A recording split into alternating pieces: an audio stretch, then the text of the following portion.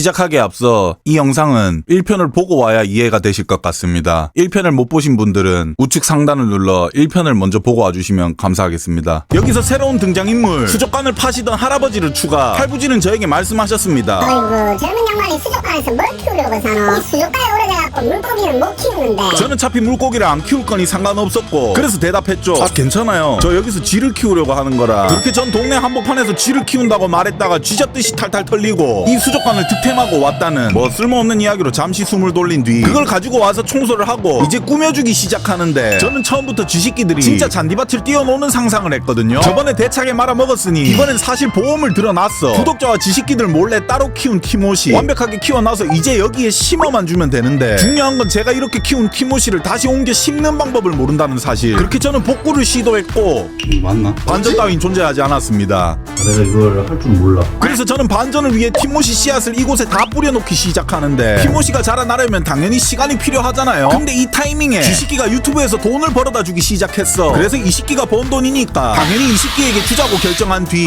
이것도 와이프가 몰라요. 여튼 햄토피아에서 45만원어치의 물품을 1차로 구입하며 해당 물품들을 리뷰하는 영상을 찍어보는데 잘 찍다가 물품 중 하나가 이상한 걸 발견. 저는 바로 라이브 방송을 켰습니다. 제 구독자들은 이 문제를 알 것 같았거든요. 이거 오늘 왔어. 근데 얘네는 볼이 있는데 진공급수기라 해가지고 청사봤는데 이렇게 돼 있어. 그래서 제가 빨아봤어요. 입대고 안 나와. 여기까지밖에. 이 사람이 빨아도 안 나오는데 쥐들이 빤다고 이게 나와요? 이게 사람도 못 빠는데 이걸 쥐들이 어떻게 빠냐고. 사람이 빨아서 안 나온다고요. 고장난 줄 알았어. 나 이거 괜히 빨고 있었네? 그렇게 저는 제 영상을 보는 어린이들에게 공부를 열심히 해야 하는 이유를 스스로 깨닫게 해주며 앞몸의 근황을 보여달라는 구독자의 말에 지금은 순놈과 잘 지낸다, 산후조리 중이라고 전하며 보여줬는데 왜 이렇게 겁내지? 근데 원래 이렇게 안 겁내거든요?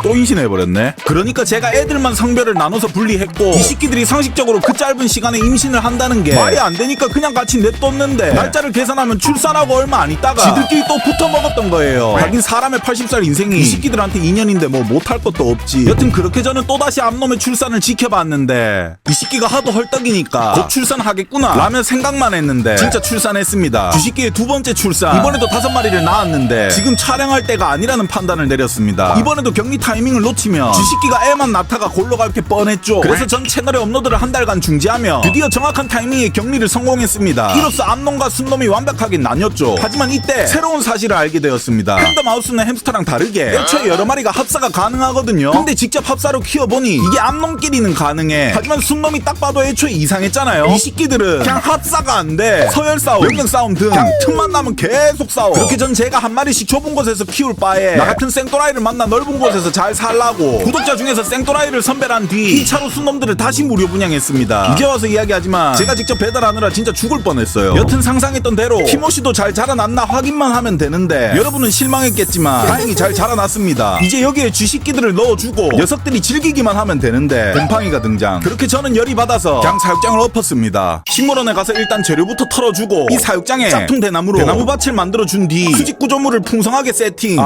나무도 몇 개 잘라왔어요. 그리고 그 사이 쳇바퀴가 작아서 허리가 휜다는 댓글로 테러를 맞아 개빡쳐서 산 쥐새끼 몸뚱아리보다 100배나 큰 쳇바퀴를 붙여주며 녀석들이 따뜻하게 지내라고 전구도 장착하며 마무리. 그 뒤로 바로 쥐새끼를 넣어주는데 이 녀석들 아기쥐라서 그런지 엄청 조심스러웠습니다. 맨 처음에 키운 녀석들은 들어오면 그냥 바로 굴을 파는 굴도라이 새끼들이었는데 이 녀석들은 안 그럼 이제 보니 굴도라이 유전자를 물려는 받았네. 망할 놈들. 여튼 이 녀석들이 같이 태어난 자매들이라 그런지 각자 흩어져서 여유를 만끽하다가도 한 마리가 다가와 굴을 파면 나머지 놈들도 따라하는데 이게 뭔 좀비 바이러스 마냥 굴도라이 바이러스도 전파되나 봅니다. 그렇게 이 녀석들도 체력이 한계가 있으니 굴을 파는 게 어느 순간 끝이 났고 끝이 나니 대나무밭에 옹기종기 모여 힐링을 하는 것 같았는데 대나무밭을 아예 없애버렸습니다. 편집하면서 생각해보니 아마 이게 이갈이의 일종인가? 뭐 하루도 안 돼서 사육장이 그냥 골로 갔으니 또 리모델링을 해줘야 하는데 근데 제가 체력이 남아나질 않아.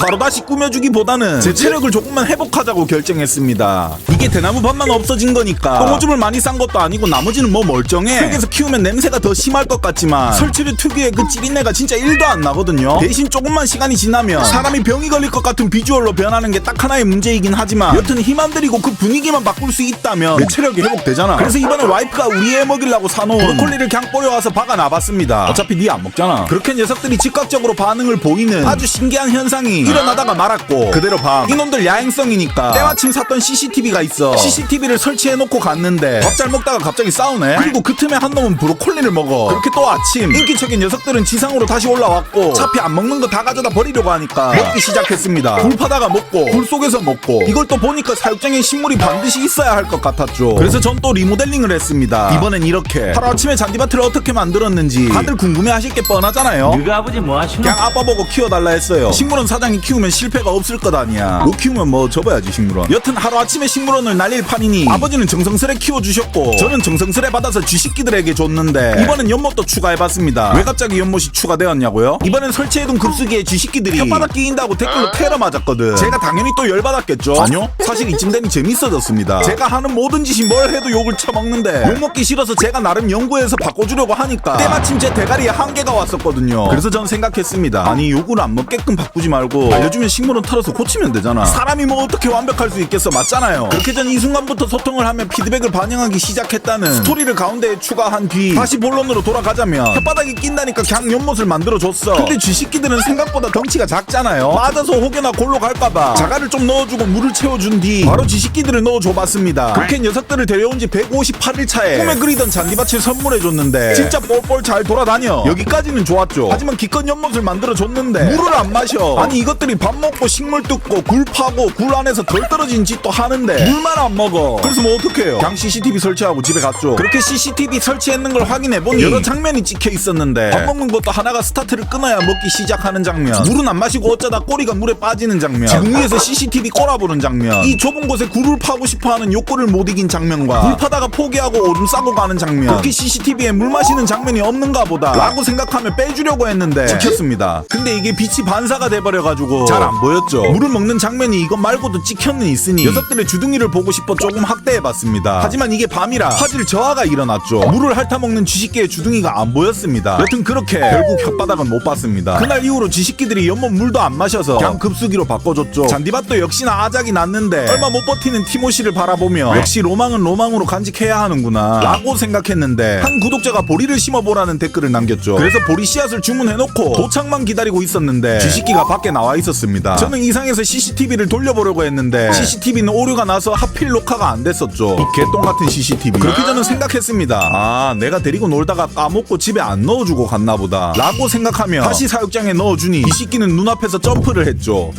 진짜 쥐식기가 점프를 한다는 걸 전 상상을 못했어요. 그러니까 이 쥐식기 점프로 탈출을 한 거였고 탈출을 성공해서 대차게 놀았으니 지금 계속 탈출 각을 보고 있는 거예요. 그걸 보니까 이 중요한 순간에 오류로 녹화가 안 돼 개똥같은 CCTV를 때려 부숴준 뒤 지금 이 사육장을 다시 리모델링 해줘야 할 때라는 걸 깨달아 버렸습니다. 그래서 아직 보리가 안 도착했으니 리모델링을 간단하게 해준 뒤 이것도 리모델링 제가 의미 없게 하는 게 아니에요. 말이 리모델링이지 그냥 청소하는 겁니다. 여튼 이 잔디밭을 3마리의 쥐식기가 즐긴 모습을 보니 저는 다른 쥐식기들도 이걸 겪어보길 바라게 되었죠. 그래서 밖에서 며칠 동안 한놈 쥐식기들을 합사를 시킨 뒤 이곳에 넣어줘봤습니다. 녀석들 다행히 별탈 없이 잘 지내는 것 같았습니다. 오만상 싸돌아다녔죠. 불파는 모습도 빼놓을 수 없지. 하지만 갑자기 싸우기 시작. 저는 이 녀석들이 영역 싸움을 하는 건지 아니면 1세대 앞놈이 자식 교육을 하는 건지 구별이 안 갔는데 뭐 영역 싸움이면 제가 식물원에서 봐놓은 아주 좋은 사육장 하나가 있었거든요. 그걸로 바꿔주면 된다고 생각을 했는데 갑자기 떠오른 한 생각. 만약에 앞놈들인 줄 알고 다 여기 넣어놨는데 이 중에 순놈이 끼어있으면 어쩌지? 그럼 뒷이야기는 다음 주에 라고 마무리를 지으며 제 1편 영상이 업로드 직후 떡상 저 지금 기분이 진짜 좋거든요. 여러분들도 이 좋은 기분 함께 해야 할 것 아니에요. 그래서 제가 준비했습니다. 100만원. 지금 이 영상을 업로드한 뒤 가장 마지막에 댓글을 다시게 될 분에게 제가 번 유튜브 수익금 중 100만원을 드리겠습니다. 내가 눈치를 잘 봐서 댓글을 쓴 뒤 이후에 6시간 동안 안 달린다? 오케이, 바로 당신이 이 100만원의 주인공입니다. 추가로 당연히 구독자인 걸 인증은 해주셔야겠죠. 이거 솔직히 스토리님이 했던 건데 제가 살짝 빌려 쓸게요. 그럼 지금까지 태어났더니 식물원 아들이라서 동물원을 만들고 싶은 나는 식물원에 살고 있다 였습니다.